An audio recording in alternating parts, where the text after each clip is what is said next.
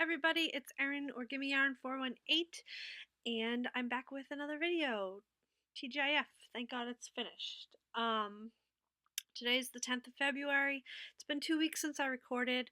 I do want to apologize for the video 2 weeks ago. I know that I recorded when I was sick, which probably wasn't a great idea. And it wasn't any major illness. I just had a 24-hour stomach bug. So thankfully it left as quickly as it came. But when I inserted the pictures and put the intro music in, I didn't adjust the volume of the intro music. So I know that for some people watching on some devices, that music was like, bah! So it made the rest of the video sound really quiet.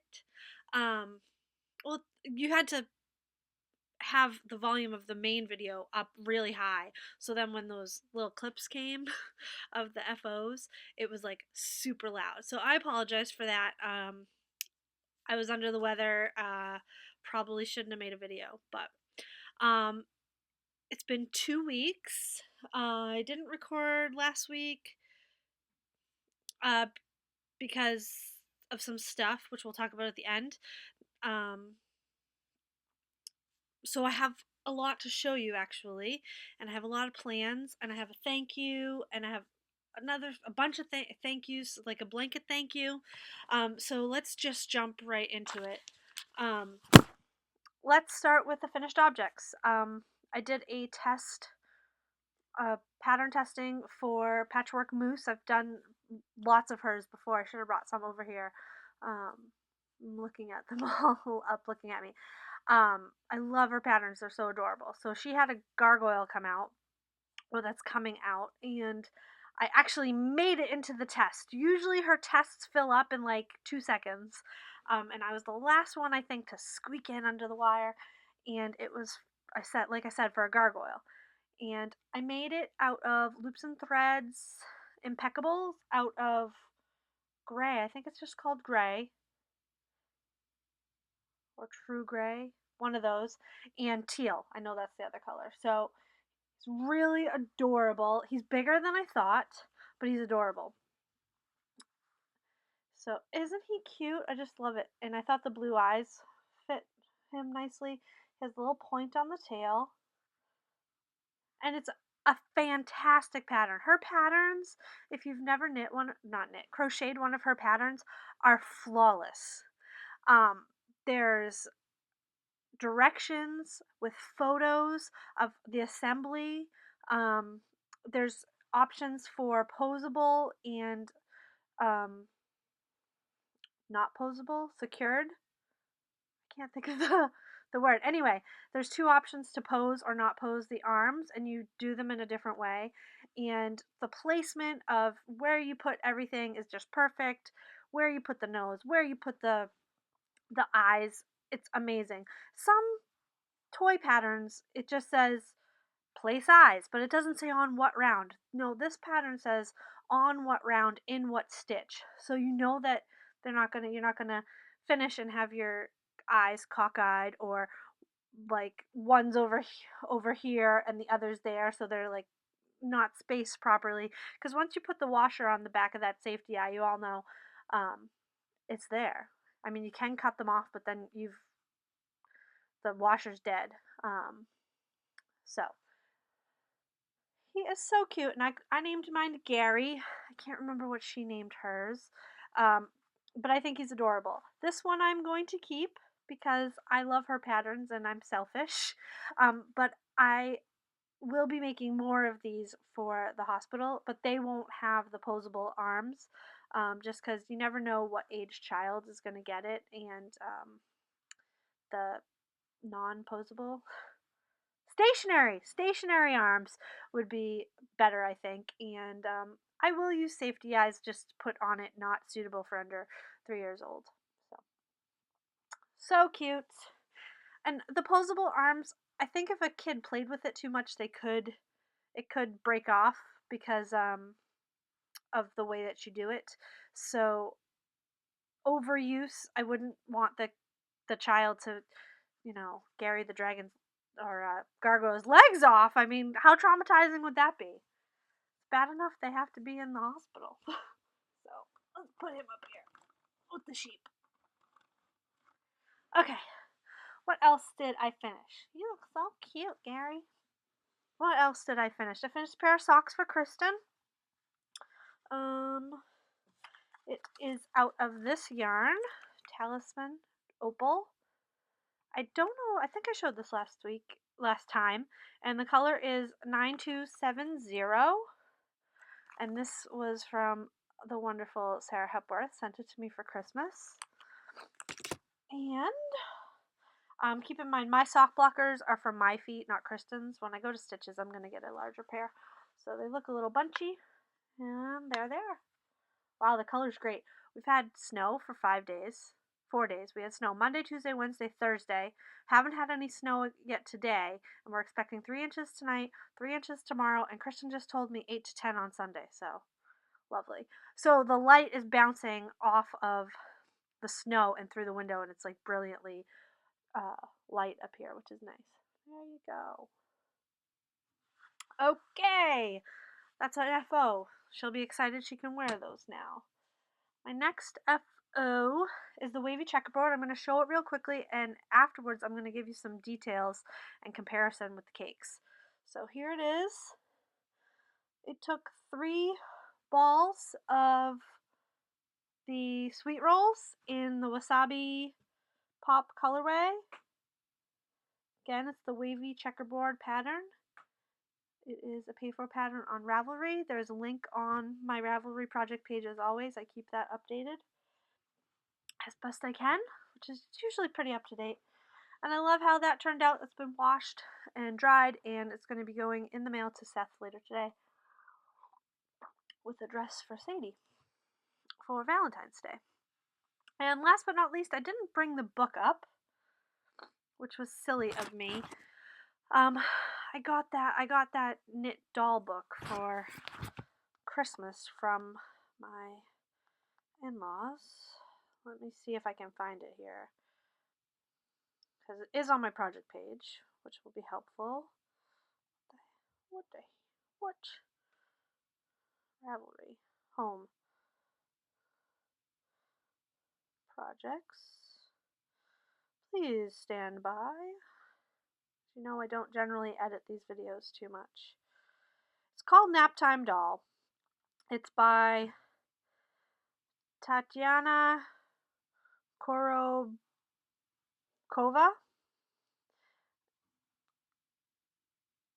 It is available as an individual pattern for $6, but I got it in a book. This book. Let me see if I can show that to you. It doesn't show the cover of the book. It was in a book that I had, that I got for Christmas. It's a knitted dolls pattern book by this woman. And it has a lot of cute dolls in it. And this one I made because there's no safety eyes. It's fairly small and it's quick. And I thought this would be nice to make for the hospital because there's nothing on it that you have to worry about breaking off. However, it is pretty gender specific. I mean, a boy can have this doll if they want to, but I think it's geared more towards the female child. So here it is. This is knit out of Loops and Threads Impeccables. This is the Erin colorway, and this is the teal again, just using up the end of that ball. I did change the way of the legs. I knit the legs from the top down because she has you do a magic circle cast on, and I did it for the head, and it didn't turn out too great for me, so I went from the widest part and decreased to the smallest part. Worked best for me. And she's really cute. She's a good size, just enough to snuggle with when you're going to sleep. Not a lot of pieces to get in the way of tubes and things like that. So I thought it would be a great little pattern to make for the hospital. And I may change this hair to not match the doll. I think it might look cute just with brown hair, blonde hair, and then of course change. It doesn't always have to be a Caucasian doll. Just, does anybody have a suggestion for ethnic colored skin tones, because Caucasian is easy, but I'm not exactly sure what to use for like an African American doll, a Hispanic doll, things like that. So if anybody has any suggestions, I'd really love to hear those, um, because I'm trying to make as many toys for the hospital as I can.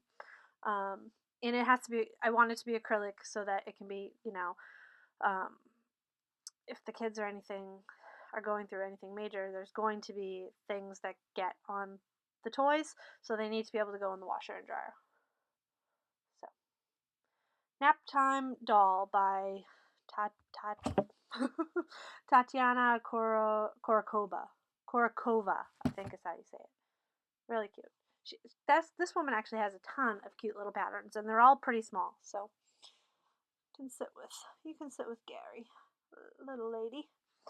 And that is all my finished objects. That's a fair number, 4, considering one of them was a big one of them was a small one. No, a lot of them were small ones. Anyway, so what am I working on? I'm still working on the Scrappy Happy sock scrap blanket, and I'm still on track with that, but I did not bring that up, so I'll have to show that one to you next time. I pulled out this blanket, which I have not worked on in probably a year, and the last time I had worked on it, can you see? I can't see what you can see. Yeah, you can see those stitch markers is the row that I was on. And it's 20 squares wide. And I added several rows. Let me see. 1, 2, 3, 4, 5, 6, 7, 8, 9, 10, 11. I added 11 rows, which is 220 squares. And it's just a simple 2-row granny. And I'm joining them as I go. And I'm weaving in the tails. And right now it's at 340 squares, and I think I want 600 squares to finish it. And this is going to be worked solely out of acrylic scraps. Great blanket, can be thrown in the washer and dryer. Yeah, so I'm trying to do a little bit on this every day, 1 or 2 squares. Yesterday I did 40. But my goal is to have this done by April. So, and then I'll figure out what I want to do with it. It's going to be a nice big and heavy blanket. So, there is that. That's a whip. That's a whip. Next whip is a pair of socks, which I'm sure will come as no surprise to you. We get a sock blocker. It is out of Heritage Prints, and I got this with Terry and Zoe when we went to Hodgepodge Yarn in Newport, New Hampshire. This is color 8. I don't know what that's called. This one has not made it onto my project page yet. I do know that. So here is one sock. I love the colors. These are for me. Although I don't need any more socks. Well, just got through saying I don't edit my videos, but I just had some strange thing happen on my computer, so I don't know where I was. I was talking about socks. Got this yarn with Terry and Zoe at Hodgepodge Yarn, and I don't know the color number because this is not on my Ravelry page yet. I mean, I don't know the colorway name. It's color 8, but it's not on my Ravelry page yet. So there's that. This is one sock. And,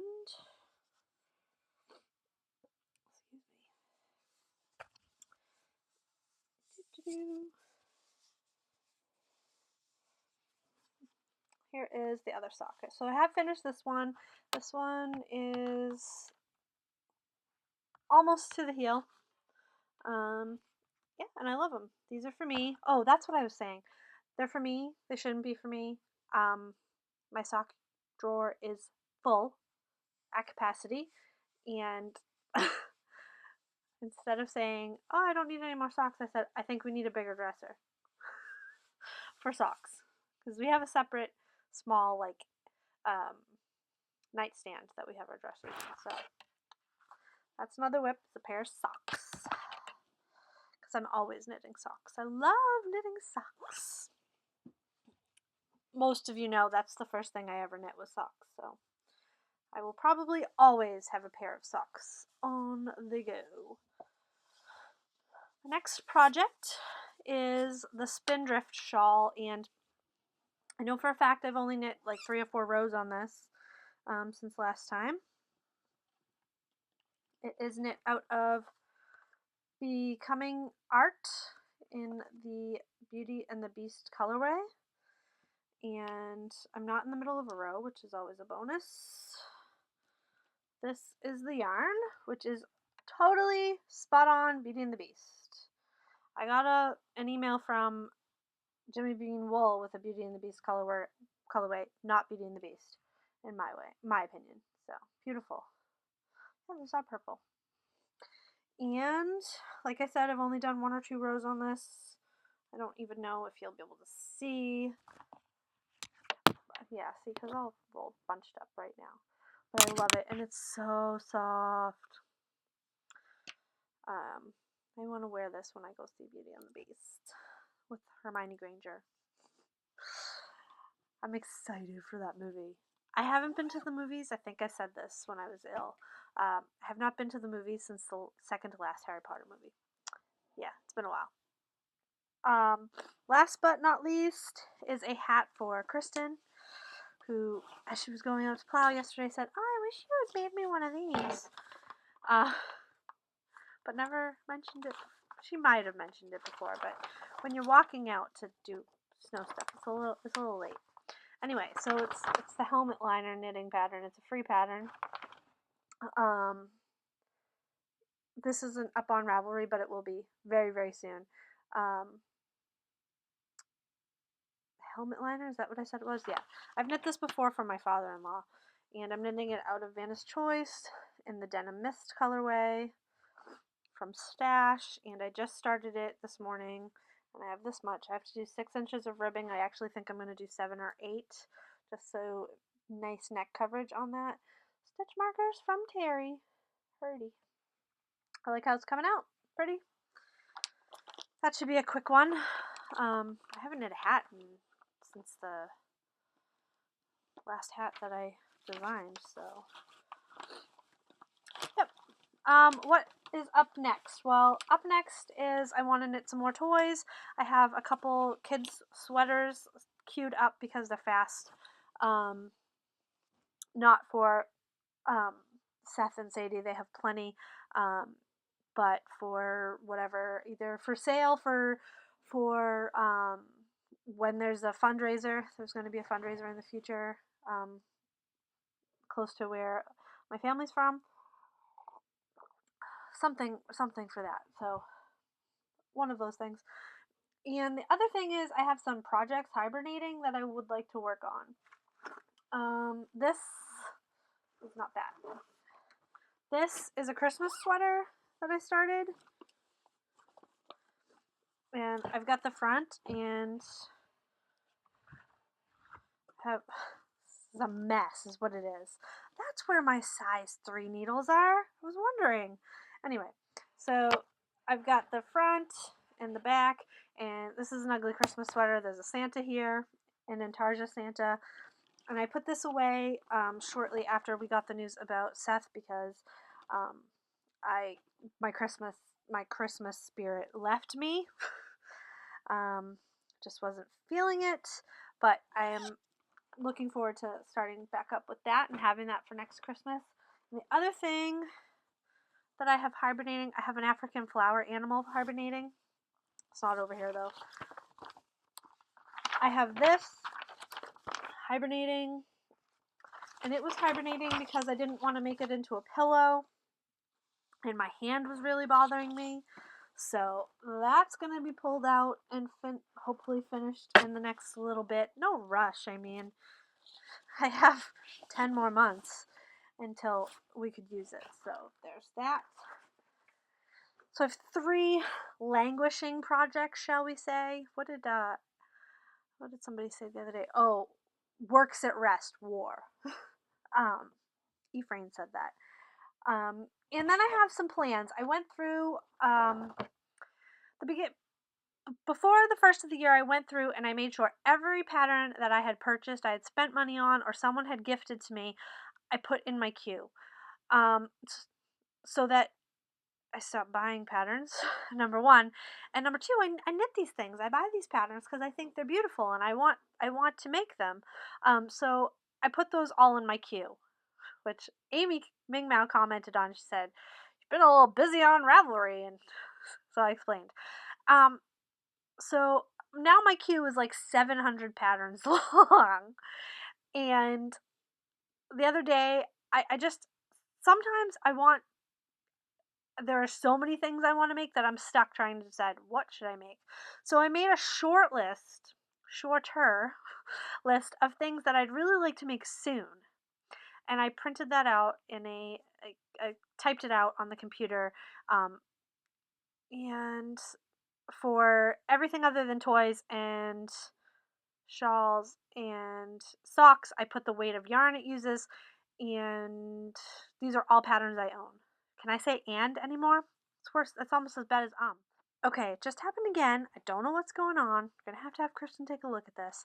Anyway, so I printed out this list of all the things that I would like to knit in the nearish future. And one of them on here, I already see that I don't think I want to knit, and one I don't have the yarn for. So, um, these are some things. So then I could go through and easily pick out what I want to knit. Easily, yeah, right. Okay, so I'm gonna keep going because I don't know if my computer is going to behave any longer. I got this lovely box in the mail today, and it is for the hospital, and it is from Natasha, who is MNOPXS2 on YouTube, and it's a really sweet note. Thank you very much. I'm really excited about this package. It is, I want to make sure I show you the side without her address on it, a huge box full of hats, and they are all bagged up with the sizes, and there is a size in here for every age, and it's going to be great. And I messaged you, Natasha, because I would like to pull out one to give to Seth because he's started chemo and he's going to need some hats. So I just think they're adorable. And there's a ton of them. And I love them, and I appreciate it, and the clinic is going to be so happy to get these.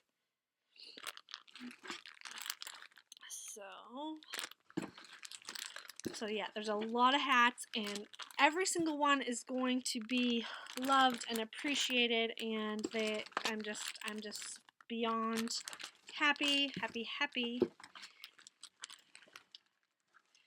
And I really love and appreciate that there's sizes for everybody, every age, because Children's Hospital has 18 and under, all ages. These are going to the Jimmy Fund Clinic, which is what deals with cancer, so to be distributed. So thank you so much. Love them. Wonderful, beautiful. So excited. I was really excited when I opened that box. The other thank you I wanted to say is I want to thank everybody on YouTube that makes videos, that even doesn't make videos, that has mentioned and spread the word about Seth and what is going on, and most importantly, the fundraiser for the medical costs. I know that a lot of podcasters have mentioned the fact that my Ravelry pattern sales are all going to the Seth Bottari Fund, and I appreciate that. I, unfortunately, have not had nearly as much time as I usually do to watch YouTube videos, so I usually hear from word of mouth that it's been mentioned because I've watched Ming Mao's video, I watched bits and pieces of Jan, I watched some of Margaret's videos, but not all she's put out. And I want to say thank you to everybody. I know so many people have mentioned it. I know Pen Hooks and Needles has mentioned it. I know Ash Ash Ashnerd. I don't remember your YouTube handle. I'm sorry. I know she mentioned it. I know Cody's mentioned it. I know Grocery Girls have mentioned it. I know there's just so many people. Ming Mao mentioned it. Margaret mentioned it. I just know so many people have mentioned it. And I didn't want to make a list because I know I'm going to forget people. And I don't want to forget anybody because it from the bottom of my heart, thank you. Thank you, thank you, thank you. I don't think I think it's on my computer. For January, we were able to donate. Let's see. In January, I can't pull it up, but I'm gonna put a picture. It's on my Instagram. Um, the pattern sales minus all. I paid my fees and then I donated everything that was left in PayPal to the fund. And for January, on February 1st, with the help of all of you, we donated. Let me find it. Let's find it. $386.28 to the Seth Bottari Fund. And thank you. And I got to tell you, we're almost we're on track to surpass that this month, which is amazing. Amazing, amazing. Okay, I need to stop talking about it because I'm going to cry, but I just want you guys all to know how much I really, really, truly appreciate it. It means the world to me. It means the world. It's hard for me to be so far away and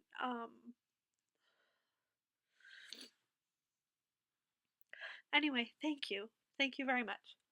So, let's talk about Karen cakes and sweet rolls.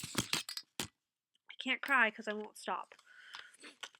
I told you that I was going to do a comparison of the Karen cakes and the sweet rolls. And I did. I knit the same exact pattern. This is the wavy checkerboard in the Karen cakes. And this is the wavy checkerboard in the sweet rolls. And a few simple comparisons. Hand wash, machine wash. That's the biggest difference in these two. So, the Karen cakes, both of these blankets you cast on 123 stitches. The Karen cakes, I used 2 balls, and it came out to be 36 inches by 32 inches, which is a pretty decent size. Pretty decent. Sorry.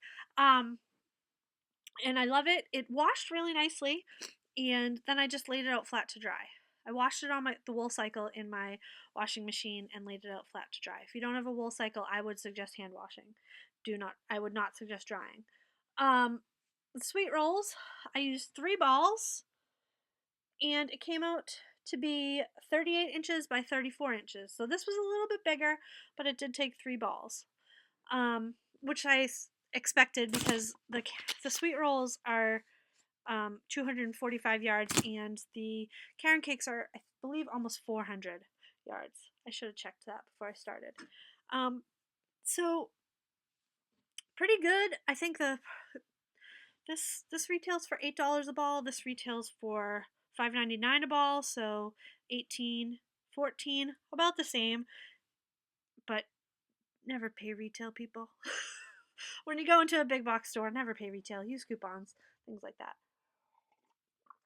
The one thing I do want to say is that I wish that when they made these balls, let me go grab some.